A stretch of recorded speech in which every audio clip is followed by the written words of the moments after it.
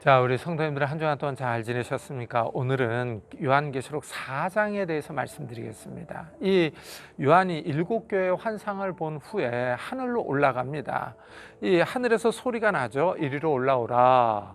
이후에 마땅히 일어날 일들을 내가 내게 보이리라 하는 소리가 들렸어요. 근데 요한은 원래 이제 pat모섬에 있었는데 이 음성을 듣고 하늘로 올라가서 이후에 되어질 일들을 봅니다. 근데 이제 이 4장에서는 가장 먼저 보는 게 이제 하늘 보좌를 봐요. 하늘 보좌. 그래서 2절에 보면 내가 곧 성령에 감동되었더니 보라 하늘에 보좌가 베풀었고 그 보좌 위에 앉으신 이가 있는데, 그렇죠?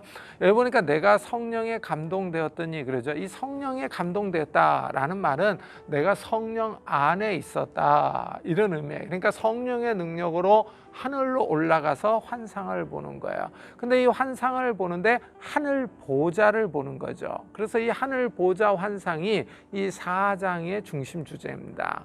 그래서 이 4장에 보면은 이 보좌가 무려 13번이나 나와요. 그래서 이 보좌를 보는데 보좌에 앉아 계신 분이 계시죠. 하나님이죠. 그래서 하나님을 앉으신 이의 모양이 벽옥과 홍보석 같고 또 무지개가 있어 보좌에 둘렀는데 그 모양이 녹보석 같더라, 그러죠. 이 보좌는 왕자죠. 왕이. 그러니까 하늘의 왕이신 하나님을 보는 거죠. 그래서 하나님께서 이제 우주적인 왕권, 우주적 통치권을 갖고 계시는 이런 모습을 보는 겁니다. 그래서 하나님을 묘사하는데 3가지 보석으로 얘기를 하죠. 벽옥과 홍보석, 그리고 남보석 같은 무지개, 이렇게 설명을 하고 있어요. 이 보석으로 묘사를 하는 것은 하나님께로부터 나오는 광채, 영광, 이런 것들을 의미하는 거죠. 그런데 여기를 잘 읽어보면 이 보좌에 앉으신 하나님이 어떤 분인지 구체적인 묘사는 나오지 않고 이런 영광만을 서술하고 있어요. 근데 이런 비슷한 환상이 구약에 있어요. 그래서 구약을 보면은 이 하나님의 모습이 이 요한계시록보다 더 자세합니다. 이 다니엘서 7장에 먼저 나오는데요. 다니엘서 7장 9절을 보면은 내가 보니 왕자가 놓이고 옛적부터 항상 계신 이가 좌정하셨는데 그의 옷은 희기가 눈 같고 그의 머리털은 깨끗한 양의 털 같고 그의 보좌는 불꽃이요 그의 바퀴는 타오르는 불이며 불이 강처럼 흘러 그의 앞에서 나오며 하고 설명을 합니다. 그래서 다니엘이 보좌에 앉아 계신 하나님을 보는데 그 하나님을 가리켜서 첫째 항상 계신이라고 그래요. 옛적부터 항상 계시니, 이 말은 옛날부터 계신 분이라는 거죠. 그러니까 과거와 현재에도 살아계신 분이라는 거예요. 곧 영원하신 분이다 라고 말을 하죠. 그 다음에 둘째는 이 옷을 입고 계신다고 그러죠. 이 옷은 희가 눈 같고 그래. 그러면서 그의 머리털은 깨끗한 양의 털 같고, 그러니까 이 옷을 입고 계시고 머리털이 있으세요. 그래서 하나님을 인간의 모습으로 묘사를 하고 있습니다.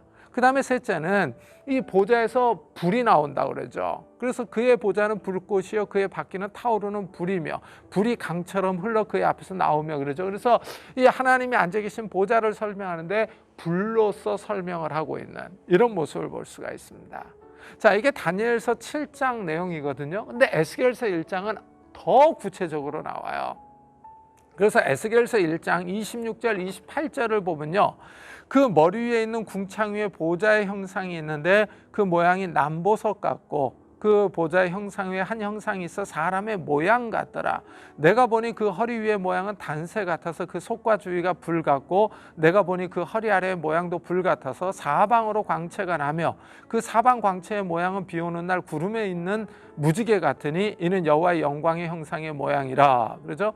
여기 보니까 이 에스겔이 하나님을 보는데 첫째 보좌를 남보석 같고 그래. 이 남보석은 사파이어 보석을 의미해요. 그러면서 이 보좌에 앉아 계신 하나님을 사람의 모양 같더라 그래. 사람의 모양 같더라. 이 같더라라고 하는 표현에 주목해야겠죠. 그러니까 하나님의 모양이 사람과 같지만은 사람과 똑같지 않다라는 거죠. 이거는 다음 설명에서 알 수가 있는데 허리 위에 아래의 모양을 설명하는데 불로 설명을 하죠. 그러니까 사람의 모양과 유사하지만 사람과 같지 않다라는 거예요. 그래서 그 허리 위의 모양은 단새 같아서 그 속과 주위가 불 같고 내가 보니 그 허리 아래의 모양도 불 같아서 그러죠. 그러니까 이 인간은 이 살과 뼈로 구성이 되어 있지 않습니까? 그런데 하나님께서 허리가 있으신데 그 속과 주위가 불 같다 그러죠. 불 같다. 이것을 보면 이제 광채가 난다라는 것을 볼 수 있죠. 그래서 하나님을 설명하는데 불이라고 하는 단어가 아주 특징적이죠. 근데 이런 모습은 이 모세도 하나님을 이렇게 설명을 했어요. 신명기 4장 24절에 보면 내 하나님 여호와는 소멸하는 불이시요, 이렇게 설명을 했습니다. 그러니까 하나님을 설명하는데 불이라고 설명을 했어요. 그러니까 하나님이 사람의 모양 같지만은 우리와 같지 않다라는 것을 여기서 알 수가 있죠. 그러면서 넷째, 하나님의 모습에서 이 광채가 나오는데 무지개 같다 그러죠. 무지개 같다. 자, 그러니까 이 에스겔이 하나님의 모습을 봤는데 이 하나님의 모습을 본 것을 여호와의 영광의 형상의 모양이라 그러죠. 영광의 형상이다, 이렇게 얘기를 하고 있습니다. 그러니까 이 다니엘과 에스겔이 보좌에 앉아 계시는 하나님을 보긴 봤는데 하나님의 얼굴에 대한 묘사는 없죠. 그 머리털이 있으시고 허리가 있고 사람의 모양 같다 그러죠. 근데 이 같다라고 그러죠. 사람과 똑같지 않다, 이렇게 그 얘기를 하는 거죠. 자, 이렇게 하나님께서 자기 자신을 보여주시는 거예요. 자기 자신을 보여주실 때만 사람이 하나님을 볼 수 있죠. 그래서 이 하나님을 보긴 보는데 본다고 해서 선지자들이 그 하나님의 전체의 모습을 본 건 아니죠. 그 어떤 영광, 쉽게 얘기하면 어떤 겉모습 이라고 표현할까요? 이런 것들을 본 거죠. 하나님께로부터 나오는 광채와 영광을 본 거죠. 영광을 본 겁니다. 이래서 사도 바울은 이렇게 얘기를 해요. 오직 그에게만 죽지 아니함이 있고 가까이 가지 못할 빛에 거하시고 어떤 사람도 보지 못하고 또 볼 수 없는 이시니, 그러죠. 하나님은 죽지 않는 분이라는 거예요. 사망이 없다는 분이죠. 영원하신 분이다. 그러면서 빛에 거한다 그러죠. 이래서 이 사도 요한이나 이 선지자들이 보석으로 그 영광을 비유하고 있는 거예요. 또는 무지개로 설명을 하고 있는 거예요. 하나님께로부터 빛, 광채가 나기 때문이죠. 그러면서 어떤 사람도 보지 못한 분이다 그러죠. 그러니까 이 선지자들이 하나님의 영광의 모습을 보았을 뿐이지 하나님을 정확하게 본 것이 아니다라는 것을 여기서 알 수 있죠. 자, 이렇게 이제 사도 요한이 하나님의 영광을 봐요. 보좌에 앉아 계시는 하나님의 영광을 보는데 그 보좌 앞에 7 영이 있다고 그러죠. 또 보좌로부터 번개와 음성과 우레소리가 나고 보좌 앞에 켠 등불 7이 있으니 이는 하나님의 7 영이라 그러죠. 7 영은 성령을 의미하죠. 그리고 하나님의 보좌에서 번개와 음성과 우레소리가 나온다 그러죠. 이것은 구약에서 보면요, 하나님이 나타나실 때 이런 불과 이 어떤 소리, 이 우레소리, 이런 것들이 나타나는 이런 모습들을 볼 수가 있죠. 자, 그리고 나서 이제 이 보좌 주위에 24장로가 있다고 그래요. 또 보좌에 둘러 24장로들이 흰 옷을 입고 머리에 금관을 쓰고 앉았더라 그러죠. 자, 24장로가 흰 옷을 입고 금관을 쓰고 24보좌에 앉아 있는데, 그럼 이들이 누구냐 하는 거예요. 이들이 인간인지 아니면 천상의 존재, 즉 천사인지, 여기에 대해서 이제 논란들이 많습니다. 그래서 인간이라고 주장하는 사람들이 있어요. 학자들이 있는데, 요한계시록에서 보면 이제 흰옷은 항상 인간이 입고 있다, 이렇게 얘기를 하고, 또 24라고 하는 숫자, 이 숫자가 이스라엘의 12지파와 12사도를 의미한다. 그래서 새 예루살렘 성의 그 문과 기초석에 보면 각각 12지파와 12사도의 이름이 기록되어 있다. 그래서 24라고 하는 숫자가 나온다는 거예요. 이래서 구약과 신약을 대표하는 인간이다. 그리고 또 인간이라고 하는 데에 대한 또 다른 근거로 이스라엘 전체 공동체예요. 전체 공동체의 제사장 직분이 24 서열로 구성되어 있다 하는 것을 예로 들어요. 이게 역대기를 보면 나오거든요. 그래서 이제 인간이라고 하는 주장이 있고요. 또 반대로 천사다라고 하는 주장이 있습니다. 그래서 천사들도 흰옷을 입고 있어요. 그래서 예수님께서 죽으시고 부활하실 때 보면 나타났던 그 천사들이 흰옷을 입고 있죠. 그리고 시편에 보면 하나님은 거룩한 자의 모임 가운데 계신다 그래요. 거룩한 자가 여기서 말하는 것은 천사거든요.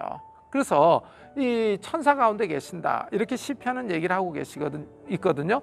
그리고 또 이 천사들이 왕권들, 주권들, 통치자들, 권세들로 불리는 그 성경이 있어요. 골로새서 1장 16절 같은 경우요.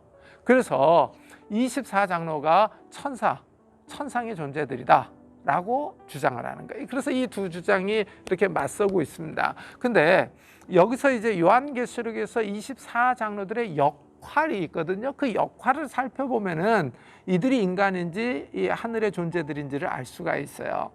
24장로의 가장 큰 역할은 하나님을 경배합니다. 그래서 이 4장도 계속 읽어보면은 24장로들이 하나님 앞에 엎드려서 이 하나님을 경배해요. 자기들의 관을 들이며 찬양을 하는 모습이 나와요. 그리고 또 이 5장에서 읽어보면은 요한이 두루마리를 펼 자가 없어서 크게 옵니다. 그때 보면 장로 중에 한 사람이 요한에게 울지 말라 그러면서 유다 지파 중에서 두루마리를 열고 인을 뗄 자가 나왔다 하고 설명을 해줘요. 또 7장에 보면 장로 중 한 사람이 요한에게 이 보좌과 어린 양 앞에 서 있는 사람들이 누구인지를 설명해 줘요. 큰 환란에서 나오는 성도들을 설명을 해주는 이런 모습이 나오고 있습니다. 이런 것들을 보면은 24장로들이 하는 역할을 보면은 이 보좌 주위에 있는 하나님의 수행원, 그래서 이 수행원과 같은 역할을 하는데 또 모든 천사가 하나님과 장로들 앞에 서 있거든요. 이 계시록 7장 11절에 보면요. 이래서 이 통치 기능을 갖고 있는, 이래서 이 금관을 쓰고 있고 보좌에 앉아 있는 천상의 존재다 하는 것을 알 수가 있습니다. 그 다음에 또 보면 이제 네 생물이 나와요. 네 생물이 나오는데 이 계시록 4장은 상당히 특이합니다. 왜냐하면 보좌에 하나님이 앉아 계시고 그 앞에 등불 7이 있죠. 이 하나님의 7병이에요. 그리고 보좌 주위에 24장로가 있고 보좌 앞에는 수정과 같은 유리바다가 있다 그래요. 유리바다. 그리고 이제 보좌 가운데와 주위에 네 생물이 있다 그래요. 네 생물. 그래서 이 네 생물의 앞뒤에 눈들이 가득하다 이렇게 설명을 하고 있습니다. 이래서 이 4장의 모습을 갖다가 이 하늘의 성전이다 또는 하늘의 궁정이다 뭐 이렇게 이 설명들을 하기도 합니다. 근데 여기서 보면 이제 보좌 가운데 네 생물이 있고 보좌 앞에 수정과 같은 유리바다가 있다 그러는데 이것은 에스겔 선지자가 본 환상과 유사해요. 이 에스겔 선지자가 하나님의 모습을 보는데 이 네 생물이 나옵니다. 네 생물이 나오고 네 생물 머리 위에 궁창이 있어요. 궁창, 수정과 같은 이 바다가 있습니다. 그리고 그 위에 보좌가 있어요. 보좌 위에 하나님이 앉아 계시는 이런 환상을 봐요. 에스겔서 1장을 읽어보면요. 그래서 22절에 보면은 그 생물의 머리 위에 수정 같은 궁창의 형상이 있어 보기에 두려운데 그들의 머리 위에 펼쳐져 있고 그 궁창 밑에 생물들의 날개가 서로 향하여 펴 있는데 하고 설명을 해요. 그러니까 네 생물이 있고 그 네 생물 머리 위에 수정 같은 궁창의 형상이 있다 그러죠. 이 궁창의 형상이요. 이것이 바로 요한계시록 4장에 보면은 수정과 같은 유리바다 이렇게 설명을 하고 있는 거죠. 자, 그래서 네 생물이 이 보면은 얼굴들이 있는데 이 7절을 보세요. 계시록 4장 7절이요. 그 첫째 생물은 사자 같고 그 둘째 생물은 송아지 같고 그 셋째 생물은 얼굴이 사람 같고 그 넷째 생물은 날아가는 독수리 같은 데죠. 그래서 네 생물이 나오는데 에스겔에도 이런 네 생물이 나오거든요. 다만 나오는 순서가 달라요. 순서가 다르고 이 저기는 똑같습니다. 그래서 네 생물에 대한 해석이 분분해요. 어떤 사람은 이 네 생물은 사복음서를 의미한다. 사자는 마태, 소는 누가, 사람은 마가, 독수리는 요한 뭐 이렇게 설명을 하는데 이건 근거가 없죠. 또 어떤 학자들은 네 생물은 하나님의 피조물 가운데 가장 고상하고 가장 강하고 가장 지혜롭고 가장 민첩한 피조물을 표상한다라고 주장을 해요. 물론 이건 약간 가능성이 있기도 합니다. 그러나 이런 해석보다는 한번 잘 보세요. 이 사자는 맹수의 왕입니다. 육식동물을 대표하죠. 소는 가축의 대표예요. 사람은 만물의 영장입니다. 독수리는 새 왕이죠. 이것을 보면 네 생물은 이 땅의 모든 짐승과 새와 인간을 대표하는 거예요. 이 땅의 피조물들의 대표들이 하나님의 보좌, 즉 왕자를 떠받치고 있는 거예요. 이것을 보면 네 생물이 하나님을 떠받치고 있다라는 것은 하나님이 만왕의 왕이시다. 이 우주적인 왕권을 갖고 계신 분이다 하는 것을 알 수가 있죠. 이래서 보좌에 앉아 계시는 거죠. 이 보좌에 앉아 계시는 하나님의 왕권, 주권 이런 것들을 표현하고 있는 거죠. 그리고 이제 또 네 생물이 나오는데 각각 6날개를 가졌고 그 안과 주위에는 눈들이 가득하더라. 그들이 밤낮 쉬지 않고 이르기를 거룩하다 거룩하다 거룩하다. 주 하나님 곧 전능하신 이여 전에도 계셨고 이제도 계시고 장차 오실 이시라 하고 설명을 하고 있죠. 자, 이 계시록에 나오는 네 생물은 날개가 6이에요. 6. 근데 에스겔의 네 생물을 보면요, 이 보좌를 떠받치고 있는 네 생물이에요. 네 생물은 날개가 넷으로 나옵니다. 이것을 보면 네 생물도 각기 다르다라고 하는 것을 알 수 있죠. 그러니까 요한계시록은 보좌 가운데와 보좌 주위에 네 생물이 있다 그랬잖아요. 그러니까 네 생물이 많다라고 하는 것을 여기서 알 수가 있죠. 자, 그리고 네 생물들에게 눈이 가득하다 그랬는데 이 에스겔의 이 눈들이 어디에 있는지를 더 자세하게 설명을 해요. 네 생물이 있는데 네 생물 옆에 바퀴가 있다 그래요. 바퀴가. 그래서 바퀴가 있는데 이 바퀴에 눈들이 가득하다라고 에스겔은 설명을 하고 있어요. 그래서 에스겔은 이 네 생물을 갖다가 그룹이다라고 불러요. 그룹. 자, 이 눈들이 많다라고 하는 거야. 이것은 모든 것을 볼 수 있다는 의미죠. 모든 것을 꿰뚫어 볼 수 있는 것을 의미하는 겁니다. 그러니까 하나님이 이 땅의 모든 것을 다 보고 계신다는 거죠. 하나님 앞에서 피하여 숨을 자가 없다라는 것을 의미하는 겁니다. 자, 그리고 이제 이 계시록의 네 생물은 하나님을 찬양해요. 하나님을 찬양합니다. 근데 이 찬양하는 게 이사야서에 나오는 스랍의 역할과 유사를 해요. 그래서 이사야서 6장을 읽어보면 스랍이 나오는데 스랍들이 모시고 섰는데 각기 6날개가 있어 그 둘로는 자기의 얼굴을 가리었고 그 둘로는 자기의 발을 가리었고 그 둘로는 날며 서로 불러 이르되 거룩하다 거룩하다 거룩하다 만군의 여호와여 그의 영광이 온 땅에 충만하도다 라고 찬양을 하죠. 그래서 이사야서는 이 천사를 스랍이라고 부릅니다. 이것을 보면 천상의 영적 존재들이 다양하게 많다라고 하는 것을 알 수가 있는 거예요. 그래서 만군의 여호와여 하고 부르는 겁니다. 그렇지만 이제 이들의 역할이 있는데 역할은 또 하나님을 찬양하는 거예요. 네 생물은 쉬지 않고 하나님을 거룩하다 하고 찬양을 해요. 그래서 거룩이 3번이나 나오고 있죠. 3번이나. 이 거룩은 하나님의 속성을 의미하죠. 하나님이 자기 자신을 소개할 때 나 여호와가 거룩하니 너희도 거룩할지어다 하셨죠. 그러면서 이 거룩하신 하나님께서 하나님의 백성들에게 거룩을 요구하셨습니다. 그 다음에 이제 네 생물은 하나님의 영원하심을 찬양을 해요. 전에도 계셨고 이제도 계시고 장차 오실이라 그러죠. 이 표현은 하나님이 자기 자신을 소개할 때도 말씀하셨던 표현이죠. 이것을 보면 하나님은 영원하신 분이다. 시간의 제약을 받지 않는 분이다 하는 것을 알 수 있죠. 그 다음에 셋째, 하나님은 전능하신 분이라고 그러죠. 그래서 이 하나님의 전능하심이야. 특히 우주 만물을 창조하신 데에서 나타나는데 24장로와 네 생물이 하나님을 찬양하는데 그 찬양하는 이유가 나와요. 우리 주 하나님이여 영광과 존귀와 권능을 받으시는 것이 합당하오니 주께서 만물을 지으신지라 만물이 주의 뜻대로 있었고 또 지으심을 받았나이다. 우리 성경에는 요 접속사 호티가 안 나오는데 왜냐하면이라고 하는 접속사가 있어요. 그럼 왜냐하면 주께서 만물을 지으셨기 때문이다. 이런 그 의미입니다. 그러니까 하나님이 이 우주 만물을 지으셨기 때문에 하나님을 찬양하는 거예요. 그러니까 하나님이 창조주시기 때문에 찬양을 받을 가치와 자격이 있다라는 것을 말하고 있는 거예요. 그리고 또한 이 우주 만물은 하나님의 뜻대로 지음을 받았다는 거예요. 하나님의 뜻대로. 그러니까 이 창조 세계에 하나님의 뜻과 의도가 드러난다는 겁니다. 이래서 24장로와 네 생물이 하나님을 찬양하는 거예요.